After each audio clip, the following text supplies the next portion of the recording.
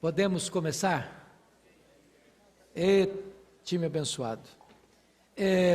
Por orientação do pastor Arival, a escola dominical propriamente dita recomeça no próximo domingo.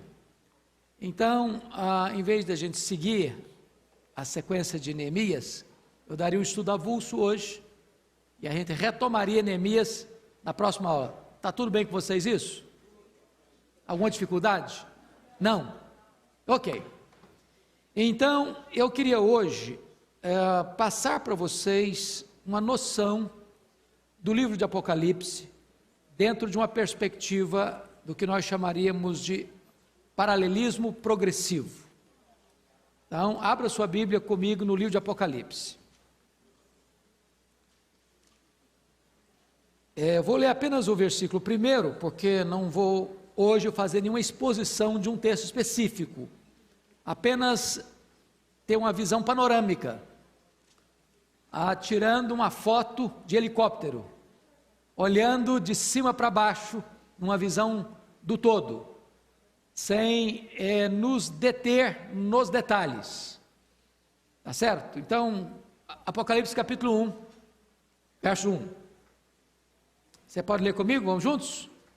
Revelação de Jesus Cristo, que Deus lhe deu para mostrar aos seus servos as coisas que em breve devem acontecer, e que ele, enviando por intermédio do seu anjo, notificou ao seu servo João. Bom, algumas pessoas têm medo de ler Apocalipse. É curioso que eu vejo crente velho, de igreja, que nunca li Apocalipse, tem medo. Mas como assim? Tem medo. E eles justificam esse medo, dizendo o seguinte: porque na minha cabeça, Apocalipse trata de tragédia. Quer ver uma coisa? Quando acontece um fato assim muito catastrófico, a imprensa divulga, um fato apocalíptico aconteceu. Aí as pessoas ligam Apocalipse com tragédia. Fica com medo. Uma segunda razão porque as pessoas têm medo de estudar esse livro, porque acham que ele é muito complicado. Não vou entender nada, então não vou nem ler. É bem verdade que o livro de Apocalipse é um livro que trata com muitos símbolos, com muitas imagens, com muitos enigmas, com muitas visões. Porém, a mensagem de Apocalipse é uma mensagem clara. A essência desse livro é mostrar que a história não está à deriva. A história não está dando volta, como os gregos pensavam. A história caminha para uma consumação. E o Deus a quem você serve hoje já está lá no futuro, já decidiu o futuro, já determinou o futuro, e o futuro é a vitória de Cristo e da sua igreja. Aliás, Paulo disse isso em 1 Coríntios, capítulo 15, verso 25, que importa que o Senhor Jesus Cristo reine até que ponha todos os seus inimigos debaixo dos seus pés. Então, o diabo pode estar fazendo as suas arruaças, os ímpios podem estar desfraudando as suas bandeiras, os perversos podem estar zombando da igreja, escarnecendo do nome de Cristo. Irmãos nossos em muitos países já foram e ainda hoje estão sendo massacrados, torturados, mortos, violentamente. Porém, a vitória não está com o diabo, a vitória não está com seus agentes, a vitória não está com os ímpios, a vitória está nas mãos do Senhor Jesus Cristo e da sua igreja. Note você que Apocalipse é exatamente a palavra revelação. Apocalipse é Deus levantando a ponta do véu e mostrando para nós a vitória de Cristo e da sua igreja. É curioso que João, ao escrever Apocalipse, ele estava onde mesmo? Quem lembra? Estava na ilha de Patmos. Ele foi lá numa viagem turística? Não, ele foi deportado. Deportado por quem? Quem se lembra? Pelo imperador Domiciano. Domiciano começa a reinar em 81 e reina até 96, alguns dizem 98, quando Galba assume o governo. E esse homem que deportou João foi chamado de o segundo Nero, por causa da crueldade com que perseguiu a igreja. Foi o primeiro imperador a arrogar para si o título de Senhor e Deus. E João era pastor em Éfeso, capital da Ásia Menor. E a perseguição sobre Domiciano foi maior do que a perseguição sobre Nero. E então Domiciano deporta João, porque era o último apóstolo de Jesus vivo, os outros todos estavam mortos, e todos mortos pelo viés do martírio. Deporta João para a ilha de Pátimos, tentando calar a sua voz, e deixá-lo na velhice morrer na solidão. Mas olha como é que João começa a descrever: revelação de Jesus Cristo, que Deus lhe deu para mostrar aos seus servos. Quem pode prosseguir a leitura? As coisas que em breve devem acontecer. Preste atenção no que está escrito. Não as coisas que talvez aconteçam, não as coisas que podem acontecer, mas as coisas que devem acontecer. Qual é essa força aí? Essas coisas não podem deixar de acontecer. Essas coisas devem acontecer. Se devem acontecer, alguém maior do que os acontecimentos determina que elas aconteçam. Qual é a primeira visão que João tem? No capítulo 4, verso 1, sopra aqui, eu te mostrarei as coisas que devem acontecer. E quando ele sobe, o que ele vê? Alguém sentado no trono. Quando ele sobe, o que vai acontecer? Esse que está sentado no trono tem um livro na mão, escrito por dentro e por fora, de todo o quê? Selado com 7 selos. E ele faz uma pergunta, e ele escuta uma pergunta: mas quem, porém, é suficiente para abrir o livro e seus 7 selos? Fizeram a pesquisa no céu, fizeram a pesquisa na terra, fizeram a pesquisa debaixo da terra. Quem foi encontrado digno? Ninguém.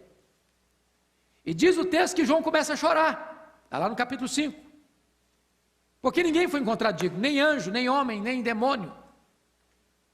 E aí de repente ele escuta uma voz: não chore, João, eis que o leão da tribo de Judá, a raiz de Davi, venceu para abrir o livro e desatar os seus 7 selos. O que significa isso? Significa que a história da humanidade é indecifrável para o homem. Não é o homem que tira os nós da história, não é o homem que, nem os anjos podem pegar a história e conduzi-la à sua consumação, mas o Cordeiro de Deus, o leão da tribo de Judá, a raiz de Davi, venceu para abrir o livro e desatar os seus selos. É o Senhor Jesus Cristo que é o timoneiro da história, é Ele que é o Senhor do universo, é Ele quem está com as rédeas da história em suas mãos.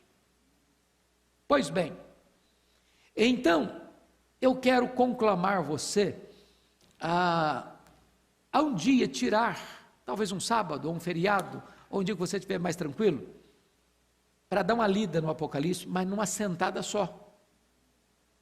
E você não vai gastar muito tempo, 1 hora e pouco. E você vai ver que livro magnífico, que revelação gloriosa. Então, agora eu só queria que você pudesse ter uma compreensão. Eu não estou dizendo para vocês que esta é a única interpretação do livro de Apocalipse. E nem estou dizendo para você que todos os crentes pensam como eu vou expor aqui. É preciso ter maturidade espiritual para entender isso. Dentro da igreja evangélica brasileira e no contexto mundial, você tem 4 correntes diferentes que olham para esse livro, cada um olhando com uma lente. Então nós temos os pós-milenistas, nós temos os pré-milenistas históricos, nós temos os pré-milenistas dispensacionalistas e nós temos os amilenistas. Cada um olha com alguns aspectos diferentes, porém, o que é doutrina, o que não dá para mexer, o que não dá para tirar, o que não dá para acrescentar mais nada, são os pilares doutrinários. Quais são esses pilares doutrinários? Jesus voltará. Bom, isso aí não dá para mexer. Se vai ter tribulação, se é antes, se é depois, se é no meio, se o milênio vai ser na terra, ou se vai ser simbólico, bom, isso aí são detalhes que um pensa assim, outro pensa assado. Agora, que Jesus vai voltar não dá para mexer. O que é pilar? É que os mortos vão ressuscitar, não dá para mexer nisso, vão ressuscitar. Se alguns acham que é antes, outros acham que depois, acham que vai ter uma ressurreição, outros acham que vai ter duas ressurreições, isso aí são detalhes. Agora, que os mortos vão ressuscitar, isso é doutrina, não dá para mexer. Terceiro, o que é pilar? O que é pilar é que vai ter um juízo final, vai ter um julgamento, não dá para mexer nisso. O que é pilar, não dá para mexer? É que depois do julgamento, uns vão para a bem-aventurança eterna, outros vão para a condenação eterna, não dá para mexer nisso. Então, eu hoje não vou tratar dos pilares, hoje eu vou apresentar para vocês uma visão, tem outras, eu vou apresentar uma visão, o que nós chamamos da visão amilenista, dando uma perspectiva de entender o Apocalipse como paralelismo progressivo. O que significa isso? Significa o seguinte: esse livro está dividido claramente em 7 sessões paralelas. Primeira sessão, capítulos 1 a 3, são os 7 candeeiros, as 7 igrejas. Segunda sessão, capítulos 4 a 7, os 7 selos. Terceira sessão, capítulos 8 a 11, as 7 trombetas. Quarta sessão, capítulos 12 a 14, o levantamento, o quarteto do mal, o dragão, que é o diabo, a besta que surge do mar, que é o anticristo, a besta que surge da terra, que é o falso profeta, e a grande Babilônia, que é a religião prostituída, apóstata. Quinta sessão, versículos 15 a 16, as 7 taças da ira de Deus. Sexta sessão, capítulos 17, 18 e 19, que é a queda desse quarteto do mal em ordem inversa. Cai a grande Babilônia, capítulo 17, 18, cai o anticristo, o falso profeta, cai o dragão. Sétima sessão paralela, capítulos 20 a 22, onde aparece o reinado das almas, aparece a segunda vinda de Cristo e o juízo, e novos céus e nova terra. Por que eu digo para você que são sessões paralelas e progressivas? Porque em cada uma dessas 7 sessões, uma verdade essencial e principal aparece. Então, você não vai ler o livro de Apocalipse como se você saísse do ponto 0 ao ponto 1000, numa linha de progressão. Você vai ler o livro de Apocalipse como sessões que superpõem. E cada sessão paralela dessa vem enfatizando a mesma verdade. Qual verdade? A segunda vinda de Jesus Cristo, a sua vitória sobre seus inimigos. Então, é nessa perspectiva que eu gostaria de hoje apresentar para vocês um panorama do livro de Apocalipse. Não é um livro difícil de entender. São 7 sessões, elas são paralelas, mas na medida que você vai avançando, elas vão ficando mais claras, e mais claras, e mais claras, e mais claras. Então, resumindo aqui, nós estamos falando de quantas sessões paralelas? 7. Então vamos recordar. Primeira sessão, capítulos 1 a 3, os 7 candeeiros, as 7 igrejas. Segunda sessão, capítulos 4 a 7, os 7 selos. Terceira sessão, capítulos 8 a 11, as 7 trombetas. Quarta sessão, capítulos 12 a 14, o quarteto do mal, o dragão, o anticristo, falso profeta, a grande Babilônia. Quinta sessão, capítulos 15 e 16. São as 7 trombetas da ira de Deus. As 7 taças, diga, as 7 taças da ira de Deus. Sexta sessão, capítulos 17 a 19, que é a queda do quarteto do mal em ordem inversa. Última e sétima sessão, capítulos 20 a 22, o reinado das almas, a volta de Cristo e o juízo final, novos céus e nova terra. Então vamos lá. Vamos lá. Olha comigo então o capítulo 1 a 3, primeira sessão.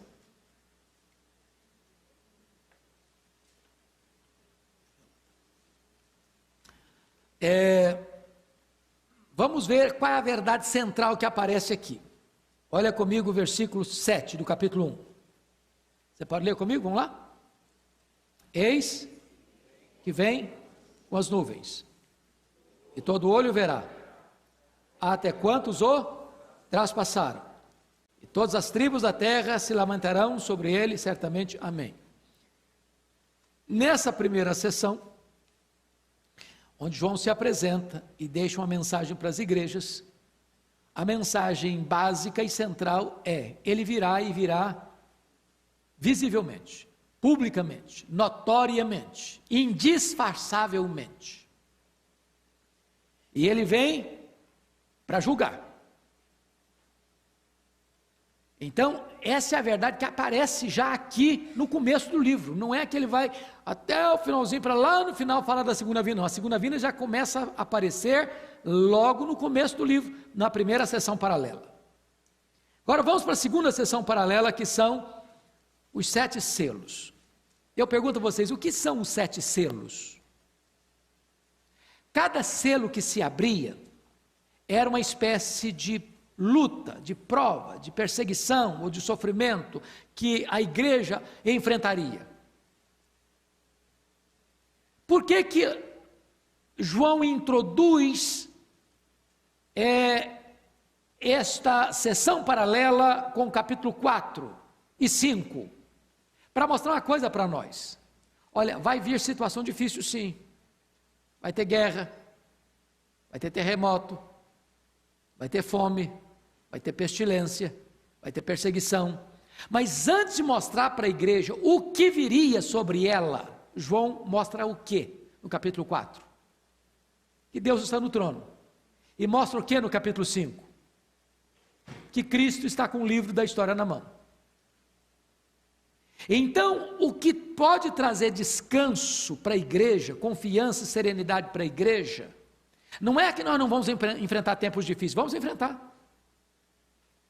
Mas Deus não perdeu o controle. Deus não perdeu as rédeas. Deus vai continuar governando soberanamente e levando a história para uma consumação final, onde a vitória vai ser do Senhor e do seu Cristo. Então vamos ver na segunda sessão paralela que vai aparecer da segunda vinda de Cristo. Olha aí capítulo 6, 12 a 17. Você vai perceber que é uma cena do juízo de Deus.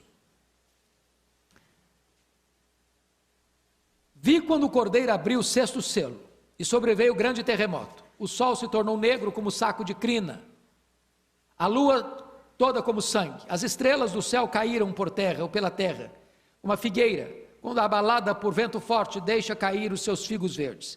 E o céu recolheu-se como um pergaminho, quando se enrola. Então todos os montes e ilhas foram movidos dos seus lugares. Os reis da terra, os grandes, os comandantes, os ricos, os poderosos, e todo escravo e todo livre, se esconderam nas cavernas e nos penhascos dos montes, e disseram aos montes e aos rochedos: caí sobre nós, escondei-nos da face daquele que se assenta no trono e da ira do cordeiro, porque chegou o grande dia da ira deles. E quem é que pode suster-se? Eu pergunto a vocês, quando vai acontecer isso aqui? A resposta é: na segunda vinda de Cristo. Essa é uma cena dramática do dia de Deus, do dia da segunda vinda, quem pode dar uma olhadinha lá no capítulo 24 de Mateus, Mateus 24, versos 29 a 31, porque, em outras palavras, é exatamente isso que está sendo descrito lá, Mateus 24, 29 a 31, olha aí comigo. Logo em seguida a tribulação daqueles dias, o sol escurecerá, a lua não dará mais a sua claridade, as estrelas cairão do firmamento, e os poderes do céu serão abalados. Então aparecerá no céu o sinal do Filho do Homem, e todos os povos da terra se lamentarão, e verão o Filho do Homem vindo sobre as nuvens do céu, com poder e muita glória. O que você percebeu? Que no final dessa sessão paralela dos 7 selos, o que João está fazendo? Uma descrição da segunda vinda. Ele já tinha feito essa descrição na primeira sessão paralela, no capítulo 1, versículo 7, e nessa segunda sessão paralela dos 7 selos, mais uma vez ele está descrevendo uma cena de quê? Da volta de Jesus. Ele não está caminhando sempre para frente, ele está voltando ao mesmo assunto, com novas ênfases, com novos aspectos, mas tocando na mesma tecla, a segunda vinda de Cristo. Qual foi a terceira sessão mesmo? Capítulos 4 a 7, agora é de 8 a 11. Como é que chama essa sessão agora? As 7 trombetas. Então está lá. Então vamos para a terceira sessão. Você vai abrir sua Bíblia comigo agora. Então vamos entender aqui, antes de ler o texto. O que significa os 7 selos? O que significa as 7 trombetas? Os 7 selos, à medida que são abertos, problemas, perseguições, sofrimento vêm sobre a igreja. O mundo persegue a igreja. O que são as 7 trombetas? As 7 trombetas são o juízo parcial de Deus ao mundo que persegue a igreja. Por que parcial? Porque agora que as trombetas estão soando, estão advertindo, Deus manda o juízo, mas o juízo vem misturado com a misericórdia.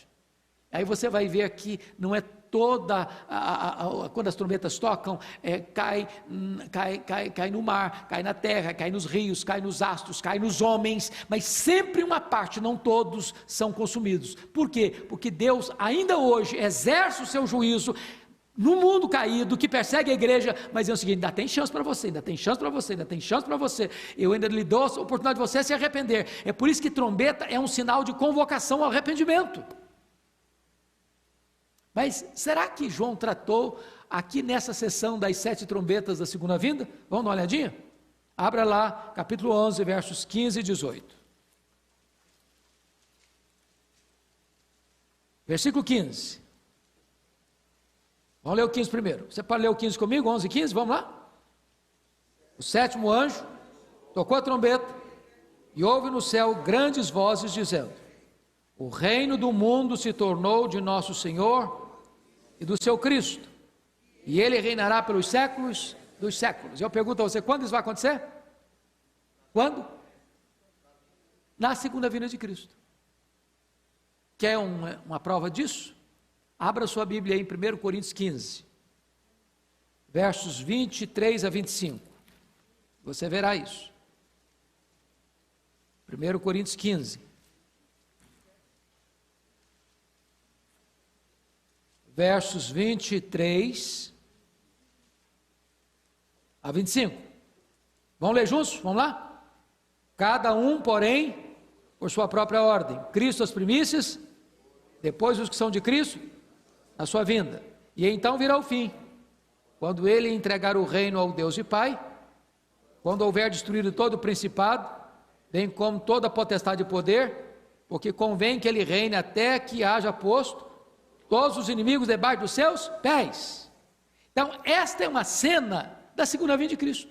Ele está repetindo nesta outra sessão paralela a mesma verdade que disse lá nos textos anteriores, 1, 7 e 6, 12 a 17. Mas volta comigo, por gentileza, ao capítulo 11, verso 18.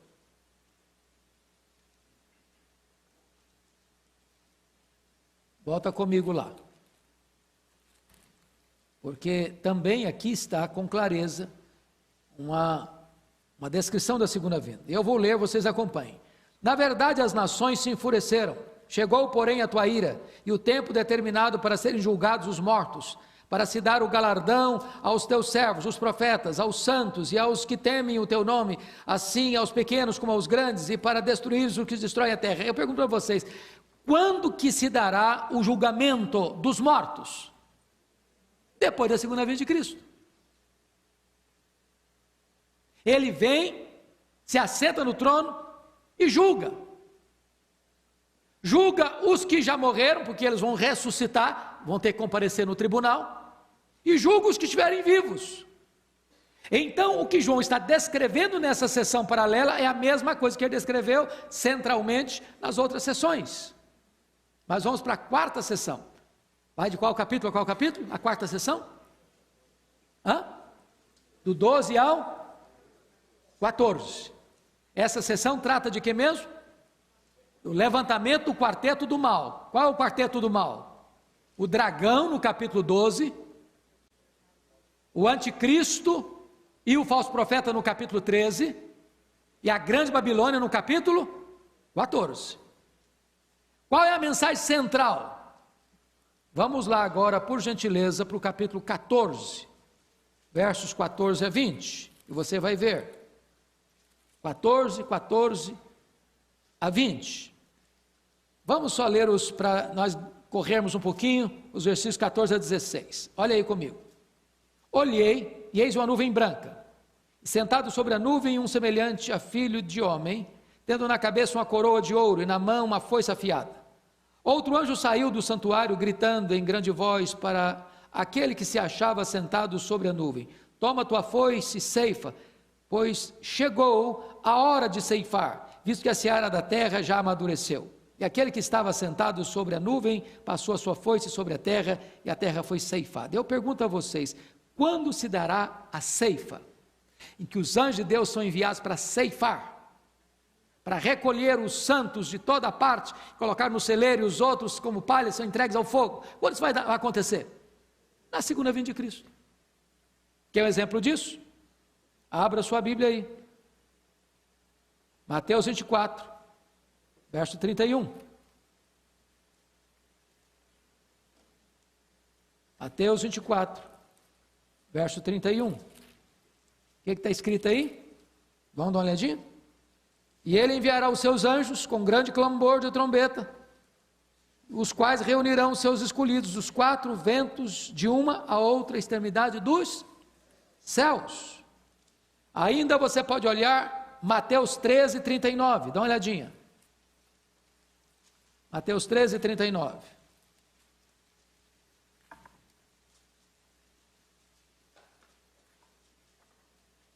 O inimigo que o semeou é o diabo.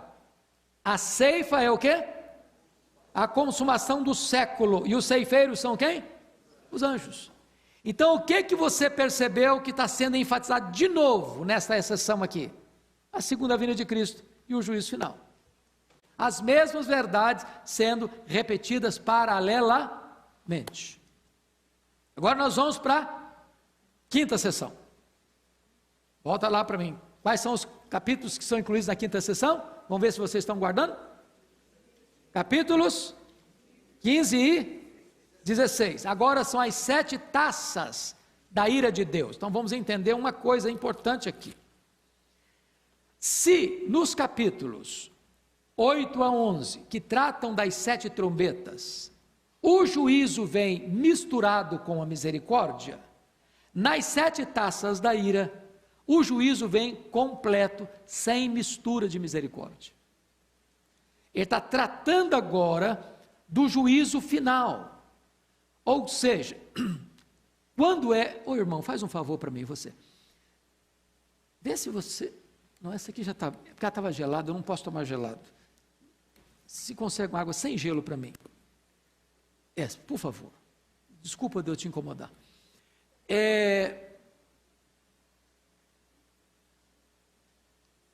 Se as 7 trombetas, Deus olha para esse mundo mal e ainda chama esse mundo mal ao arrependimento, porque o juízo vem misturado com a misericórdia, nas 7 taças é já o fato do juízo. E quando Jesus voltar, não tem mais chance. Aí não tem mais jeito de se arrepender.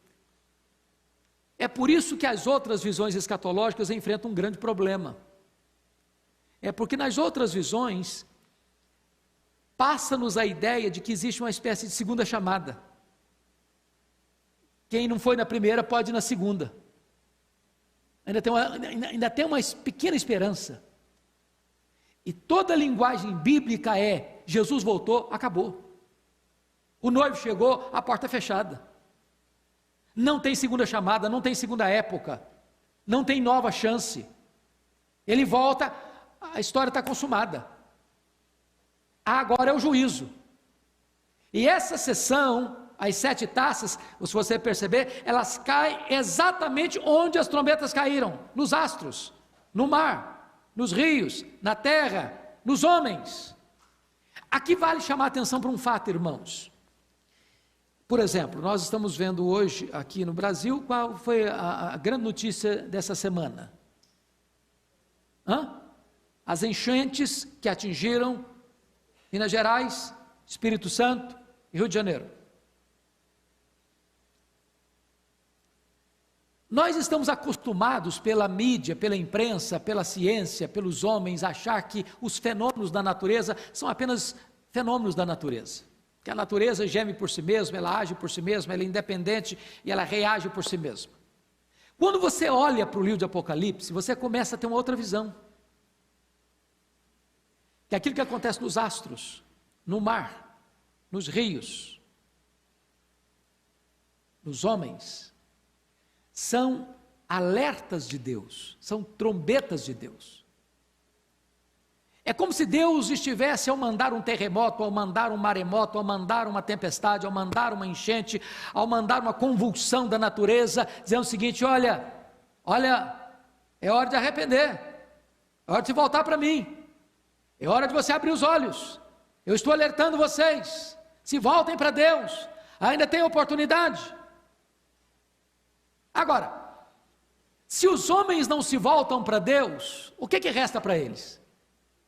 O que a Bíblia diz? Uma horrível expectativa de juízo.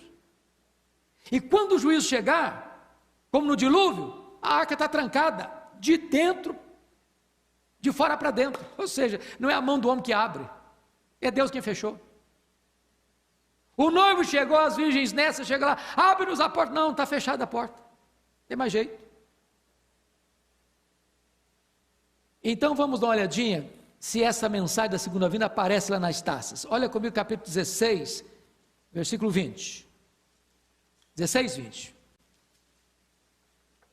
que está escrito aí? Vamos juntos? Todas as ilhas fugiram e os montes não foram achados. Eu pergunto a vocês, quando vai acontecer isso? Dessa figura de linguagem. Olha comigo Apocalipse 20, 11.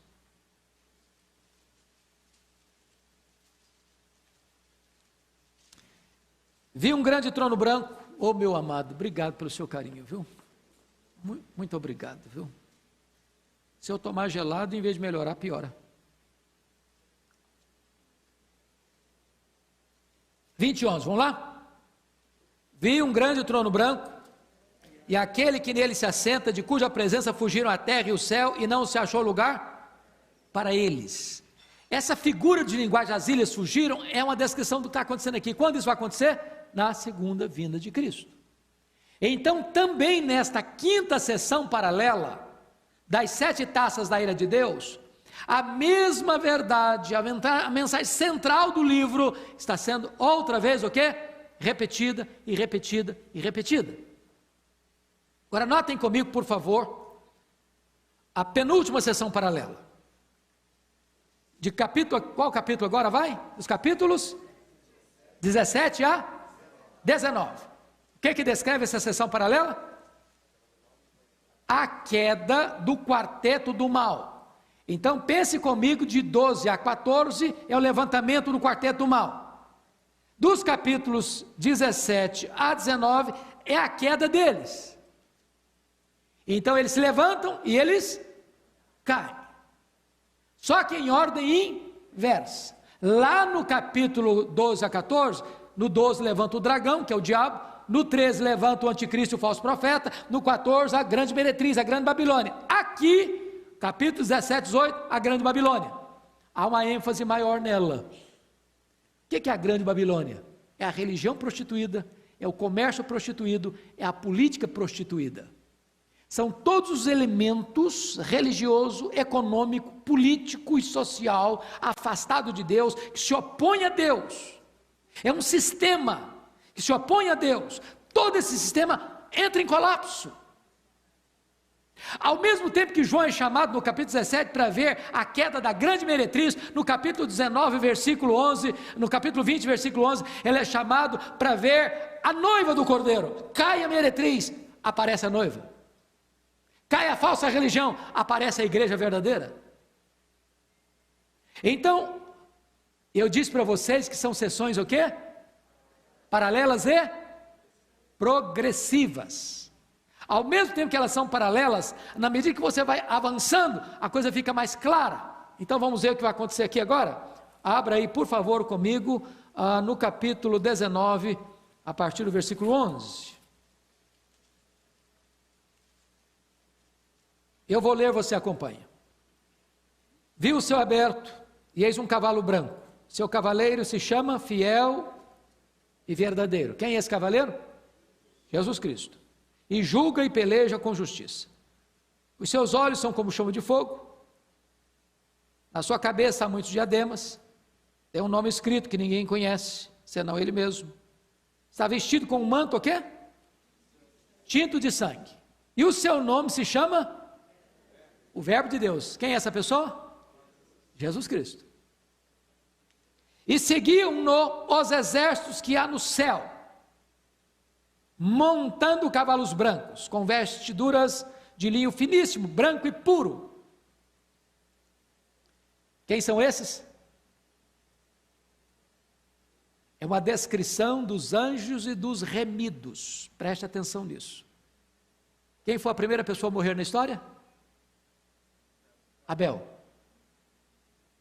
Todos os crentes salvos pela graça, desde Abel foi salvo pela graça, como nós somos, estão fazendo o que lá no céu? A alma deles, o corpo não, o corpo está na terra, a alma está lá, reinando com ele. O reinado do capítulo 20 não é na terra, é no céu, portanto o milênio é aqui não, é lá em cima, reinado das almas, no céu. Quando um crente morre, para onde vai sua alma? Para o céu. Está dormindo lá? Não.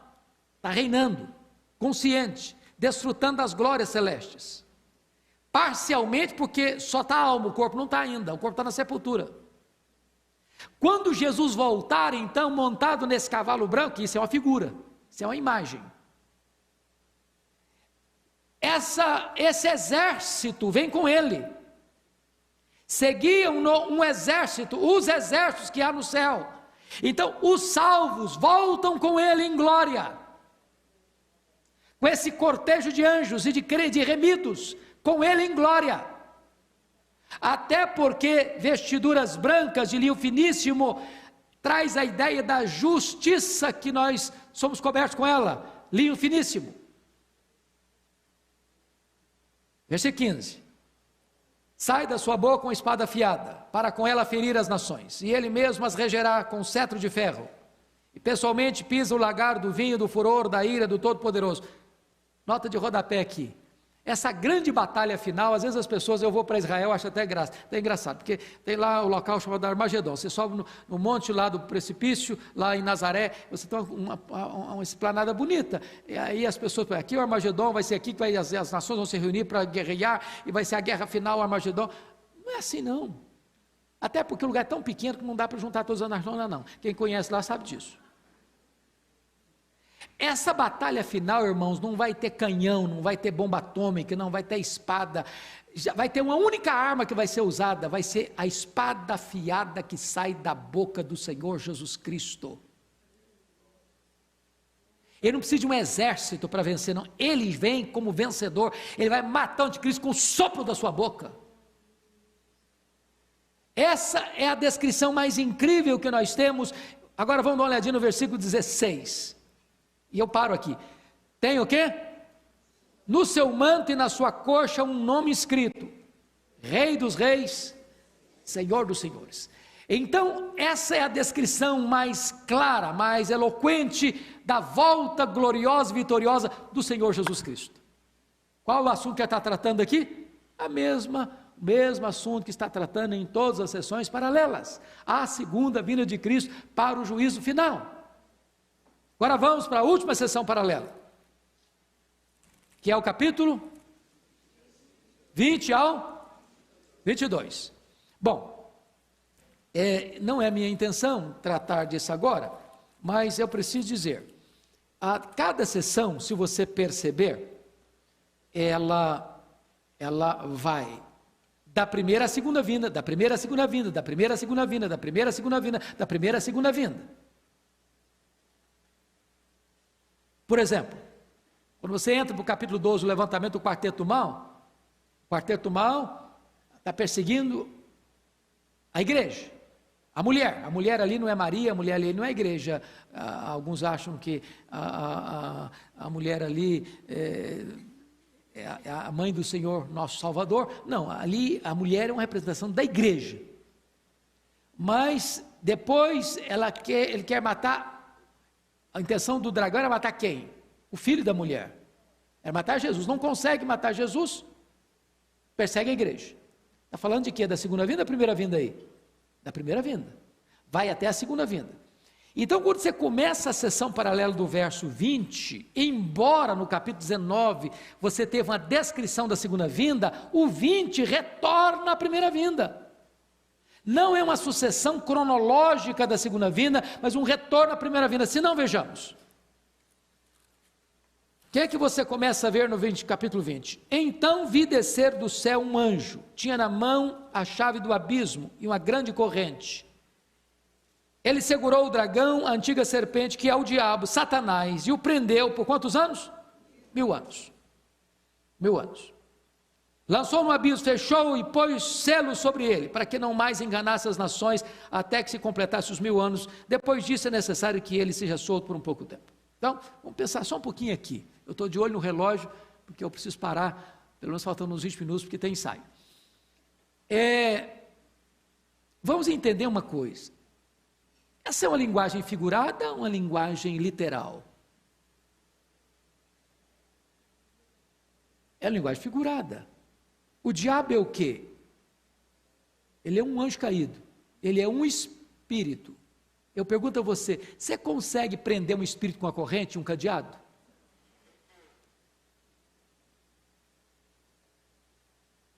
O livro de Apocalipse está cheio de símbolos. E você precisa entender os símbolos para você não chegar a conclusões erradas. Para você entender o que é a prisão de Satanás, você precisa entender uma coisa. Você precisa pegar textos que tratam desse assunto. E quando a Bíblia fala da prisão de Satanás, está lá nos evangelhos. Que o diabo é um valente. E o diabo tem uma casa. E o diabo tem bens. E ele guarda em segurança todos os seus bens. E a pergunta é, que bens são esses? São as pessoas. E aí um mais valente do que ele, quem é o outro mais valente do que o diabo? O Senhor Jesus Cristo. Vai lá, pega esse valente, tira-lhe a armadura, panóplia, a panóplia dele, tira a armadura em que ele confiava. Prende-o, amarra-o, e lhe divide os despojos, ou seja, você e eu, antes da nossa conversão, sabe onde nós estávamos? Na casa do valente. Atos 26, 18, na potestade de Satanás. Colossenses 1,13, no império das trevas. Sabe o que foi a sua salvação, a sua conversão? Missão resgate. O Senhor Jesus foi lá na casa do valente, tirou a armadura do valente, amarrou o valente, arrancou você das mãos do valente e tornou você o quê? Livre, e transportou você para um outro reino, o reino da luz. Então, em que sentido Satanás está preso? Porque entendemos que este milênio é exatamente esse período que vai da primeira à segunda vinda de Cristo. Ele está preso no sentido de que Satanás não pode impedir que aqueles que foram escolhidos por Deus, ao ouvir o Evangelho, sejam salvos. Em outras palavras, o plano de Deus não pode ser frustrado. Irmãos, nós cremos no Deus que é soberano. O diabo não tem condições de ser alguém que frustre o plano de Deus. Não, vitoriosamente, não. O nosso Deus cumprirá o seu propósito vitoriosamente. Agora olha comigo a cena que segue em seguir no versículo 4. Vi também tronos, e nesses sentaram-se aqueles os quais foi dada a autoridade de julgar. Vêm das almas dos decapitados, por causa do testemunho de Jesus Cristo. E aí eu pergunto a você, onde essas almas estão reinando? No céu. A palavra trono aparece no Apocalipse 46 vezes. Só 3 vezes esse trono está na terra, só 3 vezes. E quando o trono está na terra, é o trono de Satanás e o trono do anticristo. Nunca o trono de Deus. O trono de Deus está onde? Está no céu. As almas estão reinando com ele aonde? No céu. Desde quando? Desde o primeiro homem que morreu, desde Abel. Onde está Abel hoje? No céu. Deus é Deus de mortos, Deus é Deus de vivos. É por isso que não fala o defunto Abel, é o Abel. Você não fala o defunto Abraão, é o Abraão. Ele está lá. O que morreu foi o corpo, mas morreu, numa linguagem bíblica, dormiu, que vai ressuscitar, vai acordar, vai ressuscitar. Então, a pergunta é, nessa última sessão, tem alguma evidência da vinda de Jesus e do juízo final? Tem, olha o capítulo 11, capítulo 20, a partir do versículo 11. Olha aí. Vi um grande trono branco, e aquele que nele se assenta, de cuja presença fugira a terra, o céu, e não se achou lugar para eles. Vi também os mortos, os grandes, os pequenos, postos em pé diante do trono. Então se abriram os livros. E eu pergunto a vocês, essa cena do juízo final aqui, dos livros abertos, do tribunal, do trono branco, vai acontecer quando? Quando Jesus voltar. Mateus, capítulo 25, a partir do 36 ao 41, quando o Filho do Homem vier na sua majestade e glória, se assentará no seu trono e julgará as nações. Então, eu quero concluir dizendo o seguinte para vocês.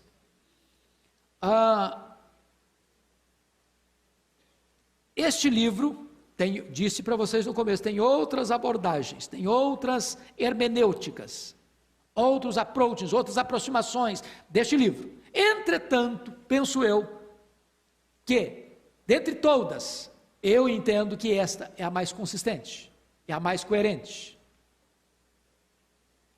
é a que se coaduna melhor com o todo das Escrituras, é a que traz para nós também um senso maior da soberania de Deus, que está no trono e governa, e que, embora você vê o mundo hoje, para o cenário hoje, você vê o mal prevalecendo, você vê os ímpios cheios de empáfia, você vê os poderosos deste mundo investindo em causas perversas. Essa semana, jornais divulgando que um dos homens mais ricos deste mundo, um judeu que mora na América, vai empregar 1 bilhão da sua riqueza para investir em causas por exemplo, a questão de ideologia de gênero, todas essas coisas malucas aí, e os homens poderosos, sem Deus, vão fazer tudo isso, e você não precisa ter medo, uma vírgula, de que Deus está assustado com isso, de que Deus ficou enfraquecido com isso, de que Deus não sabe o que fazer. Estou sabendo agora que a questão lá da blasfêmia da Porta dos Fundos vai ser fichinha diante de uma das escolas de samba do Rio de Janeiro. E eu quero dizer para você que isso não abala uma vírgula o trono de Deus, isso não mexe nada com a soberania de Deus. Deus está tirando o pé do freio, E quando Deus tira o pé do freio, sabe o que acontece com o ímpio? Ele vai de cabeça para o abismo. Esse chafurda na lama. E Deus continua Deus. E Jesus continua no trono. E a igreja de Deus continua vitoriosa. Nós não precisamos ter medo. O nosso Deus está no trono. O Cordeiro está com o livro nas mãos. E Ele está conduzindo a história para uma consumação final. Louvado seja o Senhor. E nós estaremos com Ele para sempre, e sempre, e sempre. E então quando chega o capítulo 21, e diz, vi novos céus e nova terra. E ele diz mais, o mar já não existe, presta atenção. Tem gente que fala, puxa vida, eu gosto tanto do mar. Não, vamos entender, o mar vai continuar existindo sim, calma, o mar vai existir sim. O mar aqui para João representava um símbolo, ele estava onde, quando escreveu o livro de Apocalipse? Uma ilha. O que é uma ilha? Me descreve o que é ilha, definição de ilha. É uma porção de terra, cercada por água, cercada por todos os lados por água, isso é uma ilha. Então o que era a ilha, o que era o mar para João? Era a muralha que o separava, que o mantinha na solidão, longe das pessoas. Quando a Bíblia diz o mar já não existe, quer dizer o seguinte, não vai ter mais muro de separação, ninguém vai viver numa ilha mais, nós vamos estar sempre em comunhão uns com os outros, não vai ter adeus, não vai ter despedida, não vai ter isolamento de ninguém mais, nós vamos viver em plena liberdade, em plena comunhão uns com os outros. Deus vai enxugar dos nossos olhos toda lágrima, já não haverá pranto, nem dor, nem luto, porque as primeiras coisas já passaram. O tabernáculo de Deus vem para morar conosco, e nós estaremos com Ele para sempre, seremos filhos, Ele será nosso Pai, e então nós entraremos para a grande Jerusalém, a cidade santa, a praça de ouro límpido, ouro puro, transparente, lá não haverá sol, nem lua, porque o Cordeiro é a sua lâmpada, isso é figura de linguagem, que o Cordeiro vai iluminar, lá não vai ter templo, porque nós estaremos na total presença de Deus. Então é uma descrição gloriosa, bendita, de que vai ser o céu, e por mais que a gente romantize, ou por mais que a gente poetize, ou por mais que a gente abra e alargue as asas da imaginação, nós jamais descreveremos o que é a glória do céu, o que Deus preparou para aqueles que o amam. Então bendito seja Deus, não tenha medo do Apocalipse, estude-o, leia-o, e você vai ficar mais fortalecido na fé. Vamos ficar em pé, e vamos orar. Vamos orar. Bendito seja Deus. Oh Pai querido, louvado seja o teu nome, porque a tua palavra é viva, é poderosa, é atual, é eficaz, é maravilhosa. Ela é melhor do que muito ouro depurado, e ela é mais doce do que o mel e o destilar dos favos. Rogamos-te, Deus, que tu reavives o nosso coração, o amor à tua palavra, o entusiasmo pela tua palavra. E que nesta tarde, Senhor, no começo de noite, a Tua graça seja sobre nós. E que nós sejamos edificados pela Tua palavra e fortalecidos na fé. E ainda que o diabo escarneça, ainda que o mundo zombe, nós estamos firmados numa rocha que não se abala. Louvado seja o Teu nome, em nome de Jesus. Amém. Deus abençoe, irmãos, um pequeno intervalo para o culto agora das 19 horas.